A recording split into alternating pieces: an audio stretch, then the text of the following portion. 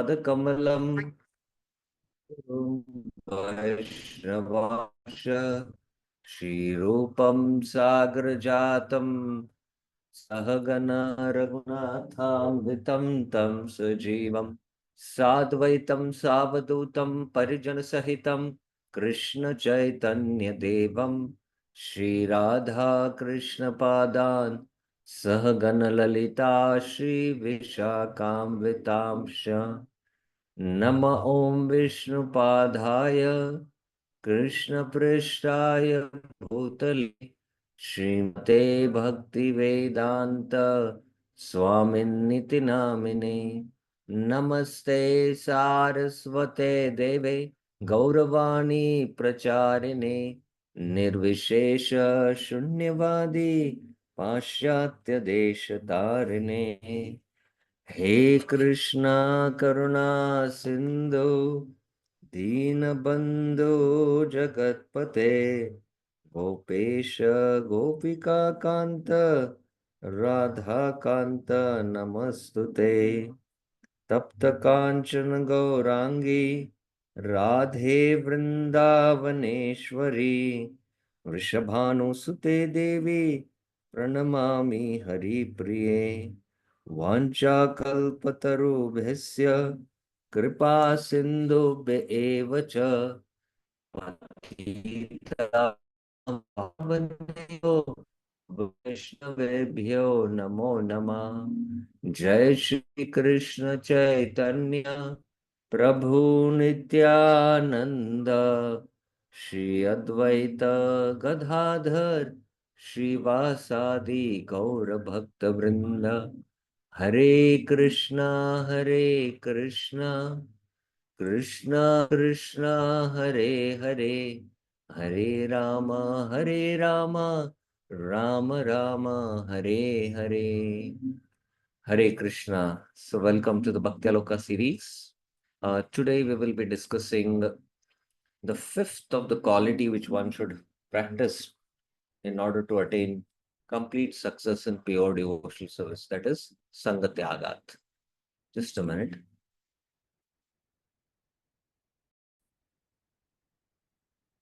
अत्याहार प्रयासस्य प्रजल्पो नियमाग्रह जनसंगस्य लौल्यम सॉरी उत्साह निश्चय धैर्यात् तत्तत् कर्म प्रवर्तनात् संग त्यागा सतो वृत्ते षड्भिर्भक्तिर प्रसीदति.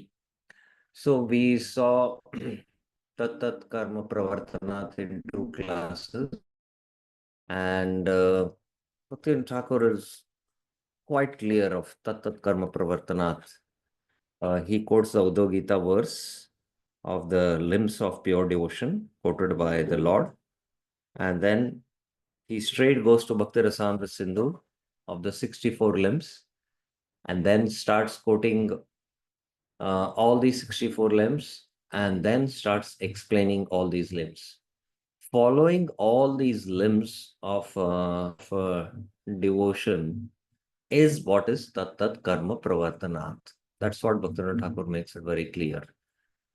Prabhupada in his commentary just focuses on Shravanam Kirtanam Vishnu, which is the Navvida Bhakti quoted by Prahlad Maharaj. Actually, this Navavida Bhakti is expanded in the form of 64 limbs, you can say also. So, especially Bhaktivinoda Thakur mentions that in order to attain success, one should practice the first 10 do's and the first 10 don'ts very carefully. Then one can attain pure devotion. So that's how he explains about sadhana bhakti and discusses this article. Today we will see what is Sanga Tyāgāt. This is also very, very important because without abandoning the association of non-devotees, one cannot attain success in pure devotion. In his Sri Updeshamrit, Srila Rupa Goswami has said that once devotion is enhanced by Utsaha, Nishchay, Dhairya, Tat Karma Pravartana, Sanga Tyaga, and Sadvritti, Sadhu Vritti, a devotee's lifestyle or propensities. Out of these items, Utsaha, Nishchay, Dhairya, and Tat Karma Pravartana have been already separately discussed in the previous essays. Now I will try to discuss the meaning of Sanga Tyāgāt. Now Bhaktivinoda Thakur is going to discuss about Sanga Tyāgāt. There are two types of Sanga, association and attachment. So there are two types of Sanga. One is association, one is attachment. Association is of two types, with non-devotees and with women.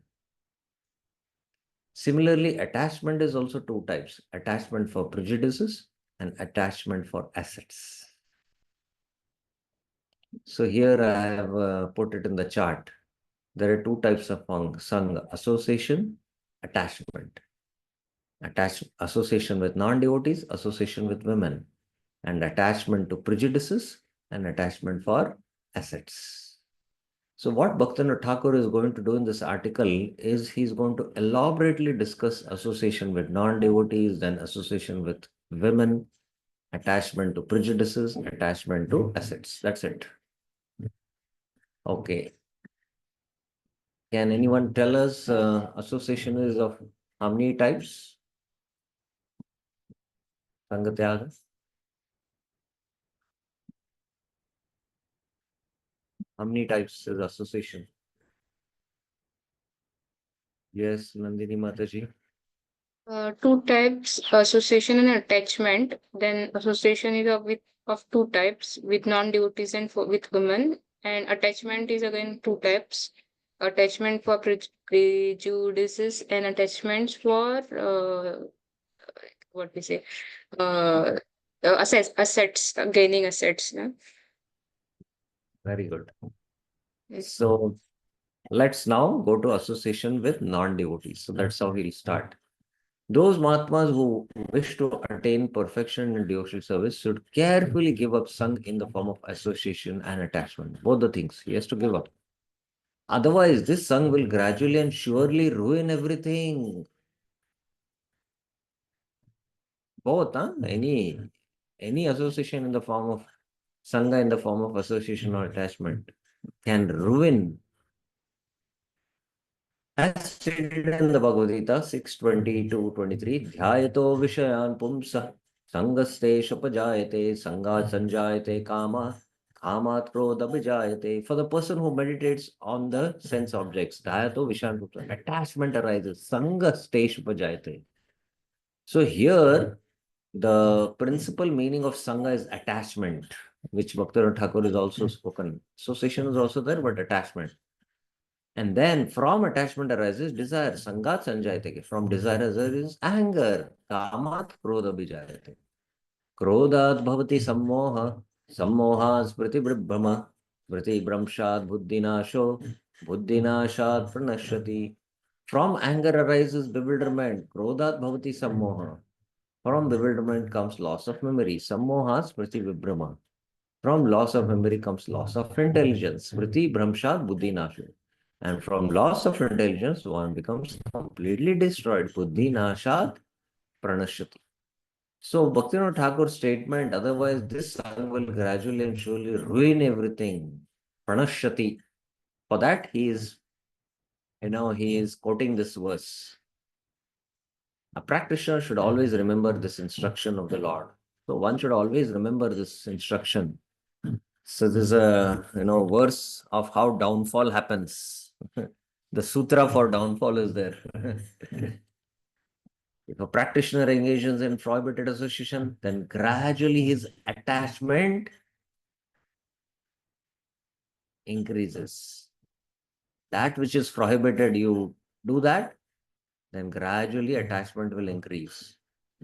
The more his attachment increases, the more his firm faith in the supreme goal diminishes. So, how is this connection? You can see.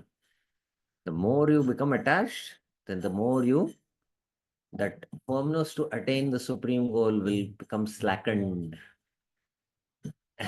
Because these ropes have become tight. So the ropes of sadhana bhakti to attain bhava and prema, those ropes will become loose. The purport is that the living entity is spiritual. Being conditioned by Maya and falsely proud due to ignorance, the living entity has forgotten his constitutional position. In his pure state, the living entity does not associate with Maya, rather, he remains fully spiritual. Now, Bhaktivinoda Thakur is going to the foundational understanding. The foundational understanding is that the living entity is spiritual,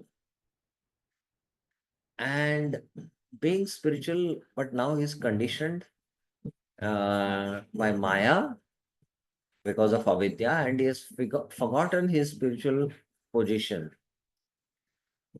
And when he is awakened in the spiritual position, he doesn't associate at all with Maya because he's completely spiritual.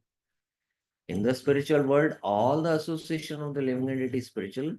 Therefore, the eternal Sangha of the living entities in that state is desirable.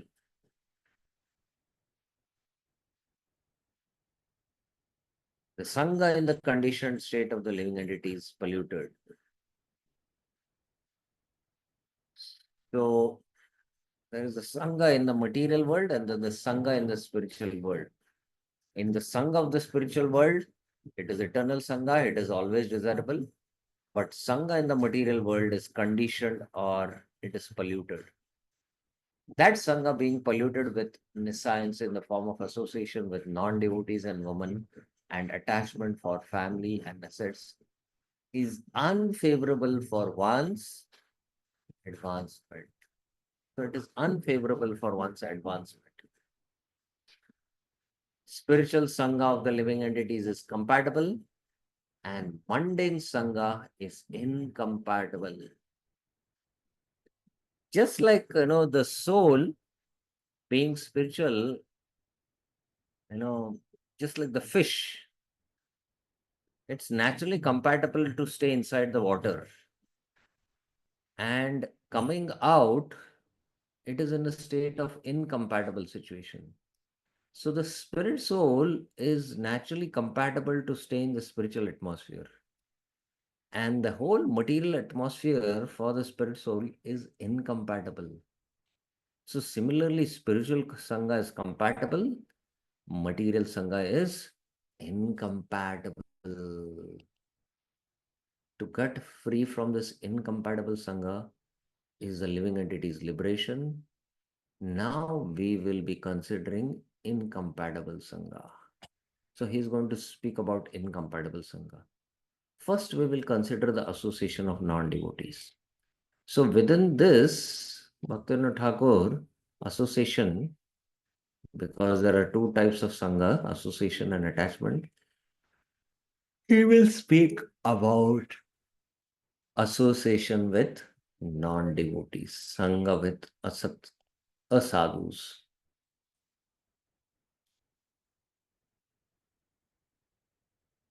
Who is a non-devotee?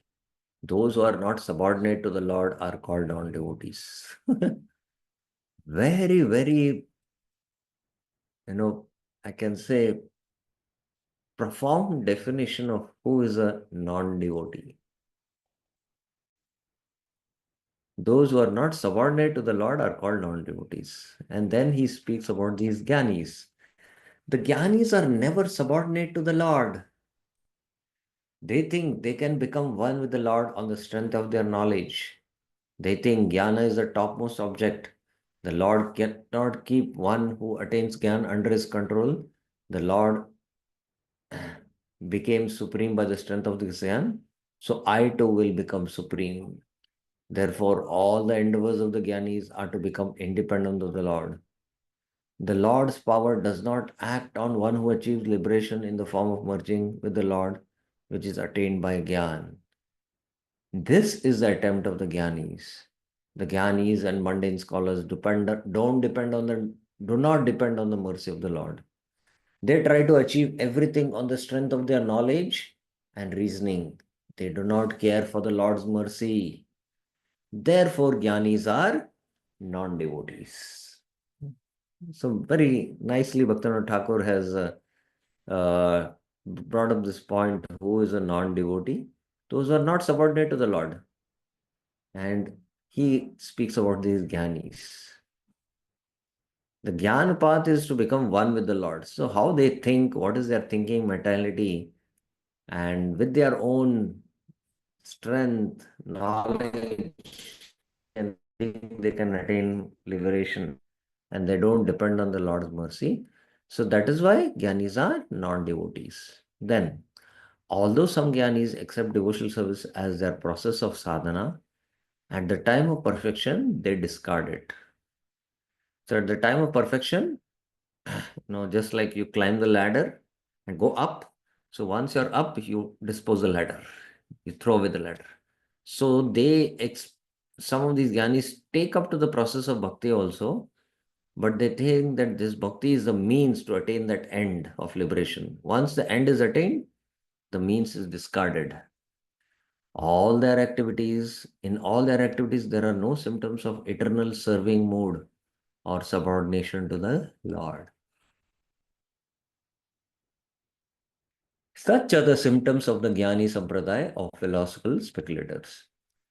They only get a glimpse of real knowledge. They have no real knowledge, they get a glimpse of real knowledge. That real knowledge is only a different aspect of a pure devotional service. So it is Jnana Mishra Bhakti. The bhakti is mixed with Jnana. So it is a different aspect of pure devotional service. It's not Shuddha Bhakti, it's Mishra Bhakti. Only pure devotees by the mercy of the Lord can attain that Shuddha Bhakti. Sri Chaitanya Mahaprabhu instructs Srila Ranathan Goswami in the Chaitanya Charitamrita Madhya as follows. Jnani Jivan Mukta Dasha Paino Kari Mane Vastutah Buddhi Shuddha Nahi Krishna Bhakti. There are many philosophical speculators, Jnani, belonging to Mayavad school, who consider themselves liberated and call themselves Narayan, but their intelligence is not purified unless they engage in Krishna's devotional service. So that's how Bhakti Thakur is quoting how it is covered. Their Gyan covers the Shuddha Bhakti. Vasuddha Buddhi Shuddha Nahi. You cannot make your intelligence pure without Krishna Bhakti. They think they are liberated, you know, consider themselves liberated. So the intelligence is not purified. Therefore, those philosophical speculation are counted amongst the non-devotees. There is a fruit called mukti, and that is the supreme goal of their sadhana. It is not the purpose of their life to attain the Lord's mercy through His service. So this is Jnanis. Jnana is the highest goal. By Jnana, I will become supreme. Some Jnanis accept devotional service as the process of sadhana and reject it at perfection. So this is Chaitanya Charitamrita. So Jnanis are non-devotees. Now Bhaktivinoda Thakur will come to how karmis are non-devotees, then how yogis are non-devotees, and how devata worshippers, logicians and materialists are non-devotees. So all these categories are non-devotees and one should not associate with them. So regarding Jnanis, anyone has any question? Very simple and clear, Bhaktivinoda Thakur makes this discussion.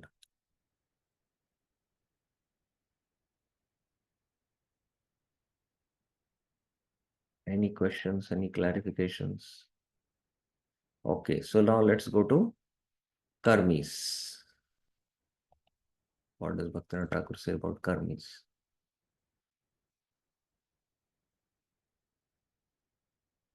People who have faith in fruitive rituals are not devotees. They are not bhaktas.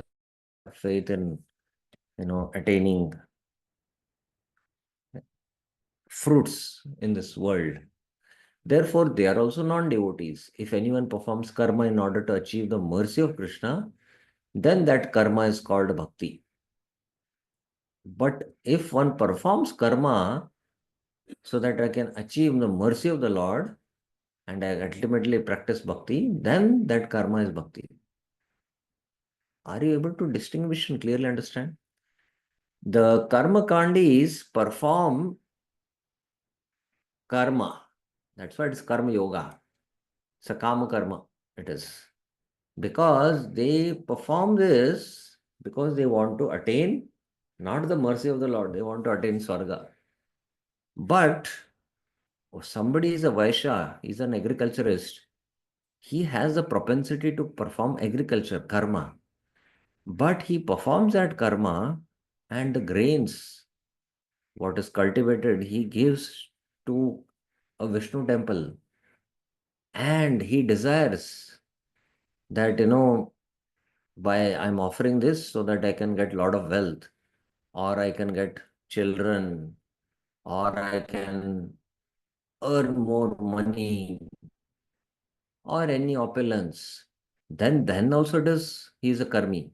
But if he gives that so that ultimately I attain the mercy of the Lord, so that I can practice bhakti and I can, uh, so that becomes a vehicle by which he can attain bhakti. So that's how there's a distinction. That karma which yields mundane results or mundane knowledge is adverse to the Lord, material results. Karmis do not exclusively search for the mercy of Krishna. Although they respect Krishna, their main purpose is to attain some kind of happiness. Karma is nothing but selfish activities. Therefore, karmis are also called non-devotees. Now he comes to yogis.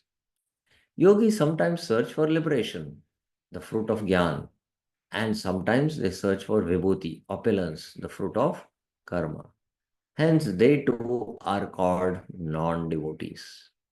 So, yogi are siddhikamis, or they are muktikamis. Due to lack of full surrender, worshippers of demigods are also called non-devotees. Kamastesta ritagyana prapadyante anya devata. Krishna in the Gita 7.20 is telling Kamastesta ritagyana prapadyante anya devata, because they have these material desires to fulfill. That's why they surrender to these devatas. Prapadyante, it is mentioned. They don't surrender to Krishna. They surrender to these devatas. So that's why they are also non-devotees. Those who are attached to discussing dry logic are also adverse to the Lord. And what to speak of those who conclude that is the Lord is only a figment of imagination. Avyaktamaktimapanya manyate mam abuddhaya. That the Lord ultimately is impersonal, and he takes a personal form when he comes in the form of avatar. So all these imaginations, concluding, those who are attached to sense gratification and thus have no opportunity to remember the Lord are also counted among the non-devotees. So these are the materialists who are, enjoying sense gratification. If one associates with these non-devotees, then in a very short time, one's intelligence is polluted and one's heart is overcome by their propensities. So if you associate with the sense gratifier, you'll also become a sense gratifier because your intelligence will become polluted. So that's how Bhaktivinoda Thakur has dealt with association with non-devotees. Now, who will summarize in association of non-devotees which are the four categories Bhaktivinoda Thakur speaks? Who will summarize it? Raise your hands.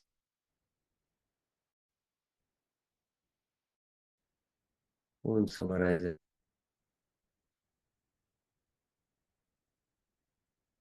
We all heard now, right? Who are the different four categories of non-devotees?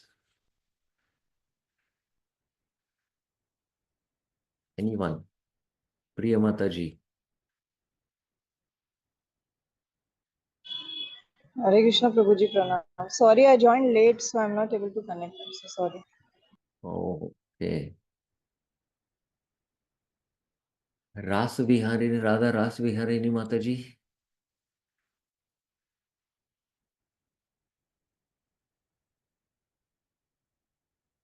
Who will summarize? Nandini Mataji.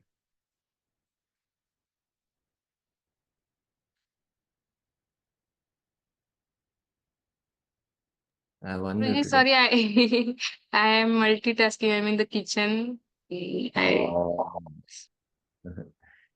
Yeah, it's very difficult, Today now Parna time is there, so I just like prepare this. Okay, Parna time is Yeah. early. Okay. So there are these 4 categories of non-devotees. The 4 categories are the Gyanis, the Karmis, the Yogis, and the Devata worshippers, the logicians, and the materialists. All these 4 categories are non-devotees. Now coming to association with women. This is very, very important, and Bhaktivinoda Thakur makes it very, very precise and clear. Second is association of women. Association of women is detrimental. In the Chaitanya Charitamrita Madhya, Shri Chaitanya Mahaprabhu instructs Srila Sanatana Goswami as follows. Asat Sanga Tyaga Ei Vaishnavachar Stri Sangi Ek Asado Krishna Bhakta Ar. A Vaishnava should always avoid the association of ordinary people. Asat Sanga Tyag. Common people very much materially attached, especially to women. Stri Sangi. And a sadhu. Vaishnava should also avoid the companies who are not devotees of Lord Krishna. Krishna abhakta are. There are 2 types of Vaishnavas, the householders and the renunciates. Renunciates are forbidden from speaking with any women. By the instruction to give up association with women, they have been forbidden from conversing with women. As stated in the by Chaitanya Mahaprabhu in the Chaitanya Charitamrita. Shudra Jiva Sabha Markata Vairakarya Indriya Charana Bhuli Prakriti Sambhashya. There are many persons with little in their possession. Shudra Jiva. Nothing is there with them. But to accept the renounced order of life like monkeys, Markata Vairagakarya. They go here and there engaging in sense gratification and speaking intimately with women. Indriya Charan Bhuli Prakriti Sambhashya. Regarding Vaishnavis, Shri Chaitanya Charitamrita says, Purvavat Prabhu Kaila Sabara Milan, Stri Sabha Dure Hote Kaila Prabhu Darshan. Shri Chaitanya Mahaprabhu received them all just as he had in the previous years. The woman, however, saw the Lord from a distance. So, this is the Bengali Vaishnavas who used to come to Jagannath Puri every year. And practically all the followers of Mahaprabhu in Bengal were mostly grahastas, and they used to come with their family, and Mahaprabhu used to receive everyone. And the ladies, that was a culture that time, 500 years back, that they used to offer their obeisances from far to Mahaprabhu, from a distance. This is a prescription in regard to householder Vaishnavas. Householders should not associate with other wives or prostitutes. Householders should not associate with others' wives. Now, this is very important for householders as much as it is important for the renunciates. That especially when there are satsangs, the ladies should associate with the ladies, Matajis, and the Prabhus should associate with the Prabhus. And too much of mixing is not good. And here Bhaktivinoda Thakur is going to clarify that more in detail. They should not indulge in any other association other than their own wives according to religious scriptures. One should give up the euchorious mentality of being excessively fond of one's wife. Euchorious means, one who is very submissive to his wife. So the husband should not be very, very much submissive to their wives. The instructions of the scriptures regarding the smaratas is given in the Chaitanya Charitamrita as follows. Na graham grihim ityahur grihini grihim uchate tayahi sahita sarvan purushartan samashnute. Merely a house is not a home. Na graham graham ityahur. For it is the wife who gives a home its meaning. Grihini graham uchyate. So just a house is not a house if there is no wife. It's the wife who gives meaning to the home. If one lives at home with his wife, taha hi sahita sarvan, together they can fulfill all the interests of human life. Purusha arthan samashnute. So a house means wife, and along with the wife, one can fulfill Purusha arthan. There are four kinds of human interests for people in general: dharma, artha, kama, and moksha. The prescription of the scriptures regarding varna and ashram is called religion, varnashrama dharma. That is dharma. Whatever is prohibited in the scriptures is called irreligion, adharma. A householder should follow all those prescriptions and give up all those prohibitions with the help of his wife. It is the wife which who helps one to follow dharma. Whatever is achieved by following religious principles is called artha, economic development. Assets of the house, sons, daughters, cows, and animals are all artha. So, what exactly is artha? Bhaktivinoda Thakur is defining. Assets of the house. You have so many assets at home. Your sons are also your assets. The daughters. Today there are no cow and animals, but there are cars and bikes at home. So they are all artha. For enjoying those objects, there is kama. So how these are artha? And you enjoy the artha, which is kama. Dharma, artha, and kama, these three are called three varga, the pursuits of human life. Practicing three vargas in the life of a conditioned living entity who is wandering in the cycle of fruitive activities. Practicing these three vargas is the life of a conditioned living entity who is wandering in the cycle of fruitive activities. It is the duty of the smart householder to practice three varga with one's wife. A householder should practice three varga with his wife day and night. The wife can accompany one while visiting holy places. Until one endeavors for the supreme goal of life, what else is there except pursuing three varga? Liberation is a living entity's fourth human interest. There are two types of liberation: relief from extreme distress and attaining spiritual happiness. So the first one is which the Gyanis aspire. The second one is what the Bhaktas aspire. That is the true liberation, to be situated as Jivera Sarupa Krishna Nityadas. That is real happiness. Those whose religious lives are regulated by dry knowledge or impersonalism, for them relief from extreme distress is the prime goal. Jama Mrityu Jara Vyadi Dukkha Doshang Darshanam. Those whose heart is filled with pure knowledge ultimately search for the transcendental happiness and do not remain bound in simply gaining relief from extreme distress.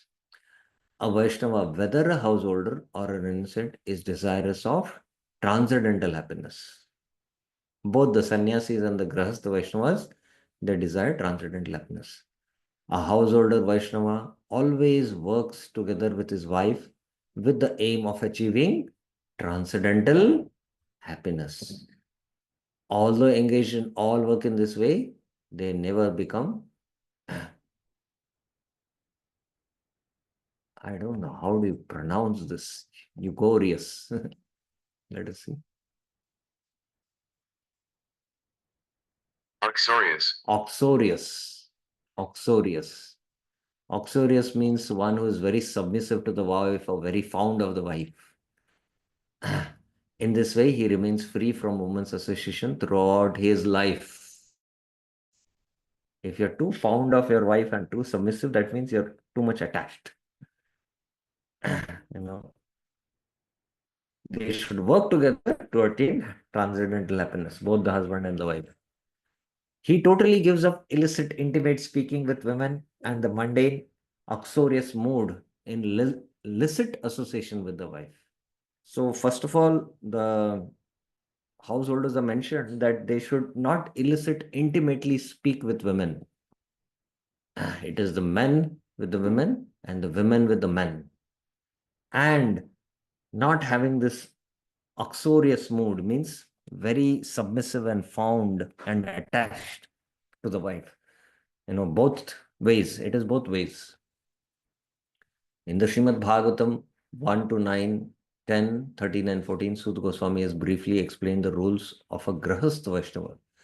Dharmasya hi apavargasya narto artaya upakalpate nartasya dharma ekantasya kamolabha hi sprita. All equivocal engagements are certainly meant for ultimate liberation. They should never be performed for material gain. Furthermore, according to sages, one who is engaged in the ultimate occupational service should never use material gain to cultivate sense gratification. Dharma se hi apavargasya. Dharma is performed in order to attain transcendental happiness, not artha. And artha will come when you perform dharma in the form of hearing and chanting. That is for us the dharma. Artha will come. But one who is dharma ekantasya, one whose goal is to attain transcendental happiness, his goal is not to cultivate kama. And then kamasana indra priti labho jiveta yavata jivasya tattva jigyasa narto yascheha karma bhi. Life's desire should never be directed towards sense gratification. Kamasya na indriya priti. One should desire only a healthy life or self-preservation. Labho jiveta yavata. Since human being is meant for inquiry into the absolute truth, jivasya tattva jigyasa. Nothing else should be the goal of one's work. Narto yascheha karmavi. Ata pumbirjuda shreshta varnashrama vibhagasha sanishchitasya dharmasya samsiddhir haritoshanam. O best of the twice born, Jesus Shrestha, it is therefore concluded that the highest perfection one can achieve by discharging the duties prescribed for one's occupation according to the caste dividends and orders of life is to please the Supreme Personality of Godhead. So be situated in your varna and ashram and perform devotional activity of pleasing the Supreme Personality of Godhead. Anya abhilashita shunyam jnana karmadya navritam. Rishikena rishikesha shevanam bhaktir uchate. So dharma for the jnanis is shama and dama. And for the yogis it is yama and niyama. But for the devotee it is hearing and chanting. And apavarga here for them is liberation for the jnanis and yogis. Prema bhakti for the devotees. The devotee uses material assets for the service of the Lord and his devotees. So whatever material assets artha he has, he should not get entangled in kama, but he should use in the Lord's service. Then he concludes, Tasmadekena manasa bhagavan satvatam patim shrotavyah kirtidavyascha dheya pujyascha nityada. Therefore, with one pointed attention, one should constantly hear about, glorify, remember, and worship the Supreme Personality Godhead, who is the protector of devotees, satvatam patim. The purport is that in 20 religious scriptures, there are mainly instructions about three varga. So in the Dharma Shastras, there are 20 such Dharma Shastras. And in those Dharma Shastras, there is instructions for three varga, Dharma, Artha, Kama. For the welfare of the karmis, the merciful sages have composed 20 religious scriptures that are suitable for karmis who are following Varnashram. In the Srimad Bhagavatam, it is said, Tāvāt karmani kurvita na nirvidyeta yavata mad kata shravanadova shraddhayavan na jayate. As long as one is not satiated by fruitive activity and has not awakened his taste for devotional service by Shravanam, Kirtanam, Vishnu, one has to act according to the regulative principles of the Vedic injunction. So this is a very important verse. One should continue to perform karma as long as one is not disgusted that I don't want to perform any action in order to attain happiness in this world.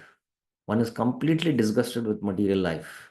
And that realization will happen also when one is not influenced by the sabhav, not influenced by the sabhav. That means one is transcendental and he has no impetus to perform actions, karma. Mat katha shravanado shraddhayavan. One has not awakened, one has not come to that point of shraddha. For the karmis mentioned by the Lord in this verse, Trivarga is only prescribed occupation. So these are the karmis. Those who have become indifferent and attained Kyan, for them there is no longer a need for Trivarga activities. Na nirvidet yavata. Nirvidet, they have happened, nirvidet has happened for them. So then there is no need for Trivarga. They will look for moksha. They can give up those activities and become eligible for sannyas with dry knowledge. They can take up Gyan. Those who are faithful in hearing the topics of the Lord after receiving His mercy, on the strength of their accumulated pious activities from many lifetimes, are no longer attached to karma. They are no longer attached to karma. They are called Vaishnavas. Among them, those who are grahasthas enjoy whatever artha they obtain while practicing dharma for the purpose of liberation, not for the purpose of sense gratification. So devotees also, as grahasthas, enjoy artha, the artha in the form of kama, but their purpose is ultimately to attain the Lord. Rather, this artha helps them purely maintain their lives in a favorable cultivation of Krishna consciousness with the purpose of understanding the absolute truth. Jivasya tattva jigyasa. In this, the difference between karma and spiritual activities can be seen. Therefore, to attain the mercy of the Lord, a Grahastha Vaishnava should accept the divisions of Varnashram and, along with his wife, practice Dharma, Artha, Kama, and Moksha in order to maintain his life. Now, this is very, very important. Bhaktivinoda Thakur is mentioning that there's a little difference between the karmis who practice Varnashram for Trivarga and the devotees also who have to practice Varnashram. Until they have got this adhikar, just like nirvidyeta yavata, the jnani has become completely, by the practice of nishkama karma yoga, he has become sthita pragya, and there is no, he's situated in the self, he's sthita pragya, and there's no propensity to perform karma. He can take up sannyas and take up to the path of Gyan and do the Gyan sadhana and ultimately attain liberation in the form of Jivan Mukta. Now, similarly, a bhakta who takes up the dharma of hearing and chanting, artha and kama is going to be there. And as long as one is not free from this mukti spruha, bhukti spruha, then he has to be situated in the varnashram until he gets adhikar for Shraddha yavan na jayate. Shraddha here means pure faith, sarva dharman parityajya. When he comes to that point, then he can also give up his varnashram duties gradually and more practice only Shuddha sadhana bhakti. Until then, there is a need for them also to take up to varnashram. Whenever his house becomes unfavorable for this purpose, he should give it up out of disgust. But sometimes you give it up out of disgust, but again come back. That means you're still attached. I remember many years back, just an example, a devotee who wanted to join the ashram, and he joined the ashram for a few days. Then he said, no, this is not suitable. So he told the temple authorities, and then he said, I'll move to the Grahastha ashram. So he moved to the Grahastha ashram, and there also he had some fight. And then he again came to the ashram. He said, I don't want to again join. No, now you cannot join. Some disgust in the Grihastha ashram, and no, now you'll have to resolve that in your Grihastha ashram only. So he stayed for a day and then again he had to go back to his home. So that is the temporary disgust. So as long as one is not completely disgusted, that complete disgust will also happen when there is a purification of the heart by practice of sadhana and complete realization. There is complete vigyan. So then only that disgust will come. Thus, by properly performing the activities of Trivarga, the Grahastha Vaishnava's character becomes pure. With such pure characteristics, he should hear, chant, and remember the names, forms, qualities, and pastimes of the Lord with full surrender. The wife should always endeavor for spiritual perfection with the help of the subordinate women, such as her sister and daughter. So here you can see how even the wife should also endeavor, but she should associate with the sister or the daughter or other Matajis. There is no illicit conduct in this, so there will not be any association with women. Therefore, whether one is a householder or an inset, all practitioners should totally give up the association with women. So even the practitioners who are householders should also give up the association of women. The devotee should carefully give up the aforementioned Sangha in the form of association. Now Bhaktivinoda Thakur comes to the Sangha in the form of attachment. So this I will take up in the next class. That is a separate topic in itself, and it's a vast topic. So any questions you have regarding Sangha in the form of non-devotees and in the form of women? Any questions, any clarifications?